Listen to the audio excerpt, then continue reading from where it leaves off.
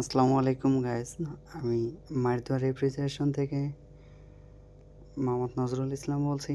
এটা একটি media VRF system, 17 ton AC. তো এই এসিতে সিস্টেমে গ্যাস নাই।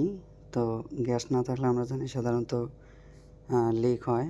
তো আমরা লিকটা ফাইন্ড আউট করবো নাইট্রোজেন প্রেশার দিয়ে। তো আমি সম্পূর্ণ মেশিনটি দেখাচ্ছি যে মেশিনের ভিতরে অয়েল দেখতে পেয়েছি। কিছুক্ষণের মধ্যে অয়েল দেখতে পারবেন। এই যে দেখেন ভিজা, এই যে ডিসচার্জে ভিজা।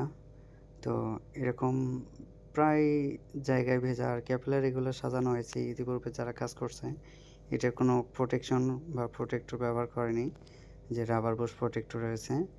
সো আমরা ভিএস সিস্টেম কাজ করলে প্রোটেক্টর ইউজ করব। কন্ডেন্সারের লিকে ওয়েলে ভিজে গেছে। তো এভাবে মেশিন চালানো যাবে না, দুর্ঘটনা ঘটতে পারে। আমরা এটা সুন্দর করে ফাইন্ড আউট করবো। কম্প্রেসার গোড়াও ভিজে গেছে, অর্থাৎ তেলটা ছিটাছিটি হয়ে অনেক জায়গায় ভেজা। তো আমরা সর্বোপরি নাইট্রোজেন ফ্লাশ করে সুন্দর করে লিক রিপেয়ার করে কাজ করব। ধন্যবাদ।